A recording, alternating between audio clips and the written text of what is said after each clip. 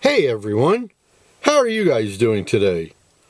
I'm hoping it's a lot better than me from snowed out Brooklyn. I mean, my truck isn't getting out of this snow till like July.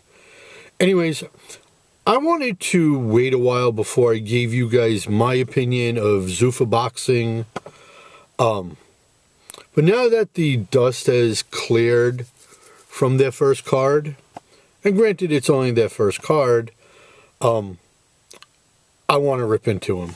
I got to get this all out, all off of my chest. But first, guys, please like the video, share it, hit that subscribe button, and don't forget down below in the comment section, you tell me what you think about Zuffa Boxing. You tell me what you think about Dana White. Okay, so something with the huge backing, the financial ship of Dana, it's not a sprint, it's a marathon. And for those of you who don't remember when the UFC first started, it took a while for them to get their feet under them. So it's only fair, honestly, okay, if we give Dana at least half that much time, right? He himself said by the end of the year it's going to look a whole lot different. I think that's fair. I think, 6, 7, 8 cards into it, you'll see a little bit better of what we're going to get out of Zuffa Boxing. But out of one card, there's a lot of bad. There was some good, okay? But it was very pedestrian. There's nothing huge, nothing extraordinary to write home about. I think Tom Lafleur is a good choice to basically run between the ropes. Everything that goes on, I think that's a fair choice. The production value is definitely going to increase in time. Dana is, say what you will about Dana White. Dana White is imaginative. He is creative. So give him that much, right? I think that the apex, I'm not going to call it the meta epic, the meta apex. I'm not doing it. It's the apex. I think that's a fair venue for them, at least right now. Now, look, Dana coming into this was very braggadocious about Zuffa Boxing, but honestly, he never said he was going to take over the boxing world. He never said those words.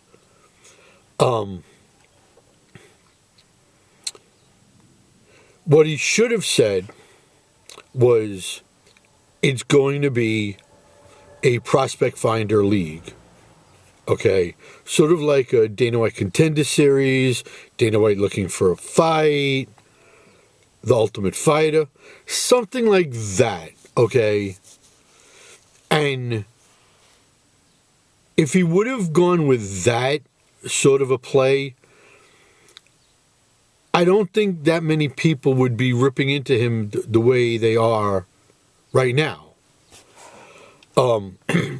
Because he's sticking to his guns that he wants nothing to do with the sanctioning bodies, and he wants nothing to do with the other promoters. Boxing's been around since before Jesus Christ was alive, in one form or another. Fighters dream of being undisputed. How's that going to work if you don't want to deal with other fighters? Dana says he wants the best fighting the best. Well, if there's an undisputed champ and Dana doesn't have him, and his fighter wants to fight him, how's it going to happen, Dana? if you don't want the best fighting the best. See what I mean? And that's actually causing a rift in the relationship between Dana and Turki Al-Sheikh.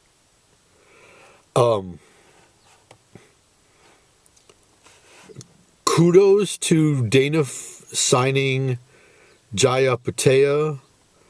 He just signed F.A. Ajagba. Now look, Jaya Patea is going to go from cruiserweight to heavyweight.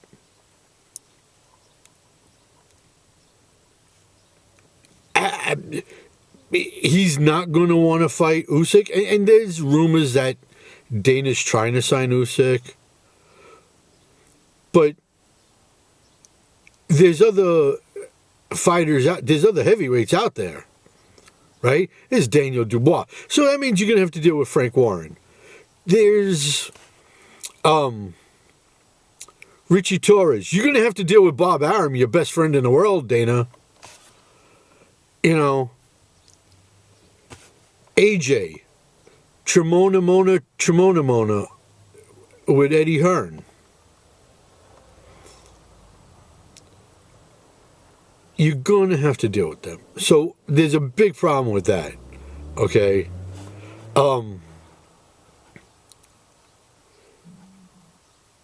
Now, I don't know all the ins and outs of fighter contracts for Zuffa Boxing, but some of the things have come out on fighter contracts. And there are big issues. If you think Dana and the team at Zuffa want to completely overhaul the Ali Act is bad, wait till you guys hear this. Fighters, boxers, not UFC fighters, because I don't know their fight contracts, but Zuffa boxers will only be paid 15% of the gross sales in perpetuity of their merchandise and their liking. Just 15%. That's pennies on the dollar. Okay? When it comes to fighters having to get, medical testing and blood testing, which obviously, you need to fight. Fighters have to pay for their own blood tests. Now remember, they're independent employees, independent contractors. They don't have health insurance. So that's out of pocket for a fighter. The UFC fighters came together with a class action lawsuit to sue Zuffa. Boxers for Zuffa Boxing are not allowed any class action lawsuit. Imagine that. You're signing a contract saying that no matter what these people do to you, you cannot sue them. Something else which is quite interesting, a fighter is not allowed to have their fight camp in the state of California. Tell that to guys that work with Freddie Roach and go up to Big Bear. You are not allowed to have your training camps in the state of California because the rules in these contracts go against California state law. For once, I stand with the state of California and Gavin Newsom. Thank God they're putting their foot down. So, fighters are banned from the state of California for fight camps. And if you do not believe Zuffa when they tell you their numbers of what they're actually making, and you want to audit Zuffa's books, you are not allowed at all to go get an independent auditor. You must use a Zuffa approved attorney to go over their own books.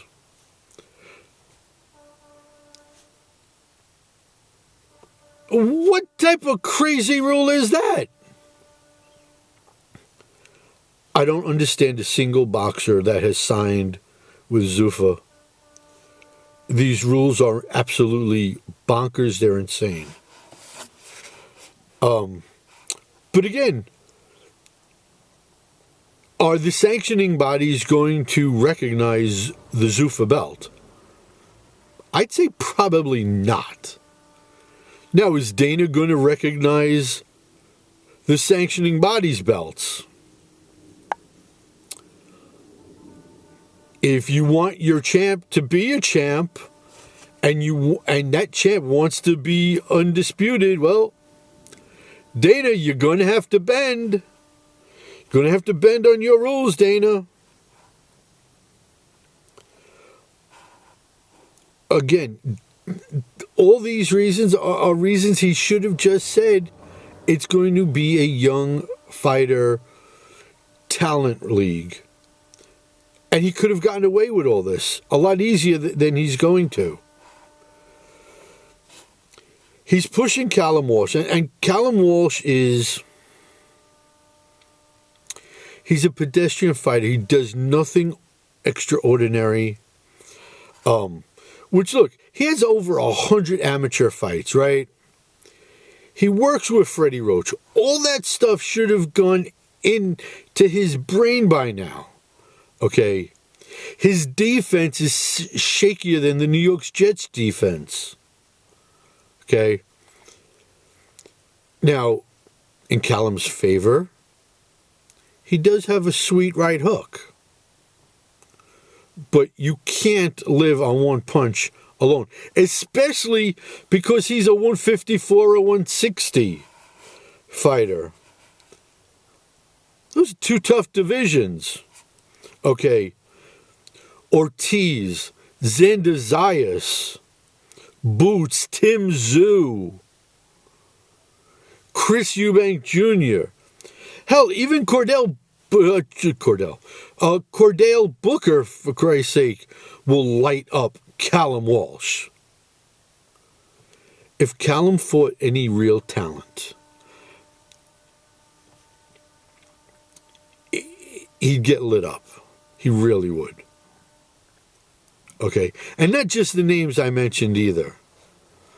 Okay? I hate the fact that they're doing uniforms like the UFC. It's one thing for, UFC guys, but it's like telling Canelo Alvarez you can't wear Dolce & Gabbana ponchos. It's like you're taking away the individuality, the personality, the character of fighters by doing that. Okay, it's 100 times worse than the Yankees with their no long hair, no facial hair. Okay, that rule was archaic. This is insane. Okay, boxers can't go with Everlast or Grant gloves. Okay, has to be Zuffa gloves. Has to be Zuffa gear. So you're taking away money from fighters that they would get by putting other logos on themselves, by putting logos on their robes, on their trunks. All that goes bye-bye, which is another rule I hate about. These Zuffa Boxing rules straight up are criminal. Okay, that's like saying that the NBA signs a deal with Puma to be the official sneaker of the NBA. And then you go try to tell LeBron James he can't wear Nike. Okay? How's that going to work out? It's more money in Zuffa's pocket and in Dana's pocket and less going to fighters. Dana and Zuffa and TKO now, because they're part of it, so is Nick Khan. They screw fighters left and right. What they're doing to boxers, again, it's criminal. Now look, true boxing fans of sweet science will give anything boxing a chance, to a point. Okay, if you don't show them a young, dynamic, high IQ, skillful boxer, they're not going to stick around to watch your product. And the majority of the fighters signed by Zuffa right now were basically meat fed to everybody else's blue chips. And being honest. Straight up honesty is what I'm giving you about what Dana White's doing. Now, you're not going to have it where the haves, your upper echelon fighters, get to wear and do whatever they want, and everybody else doesn't. Because contract or not, I think that's how you will wind up with a class action lawsuit.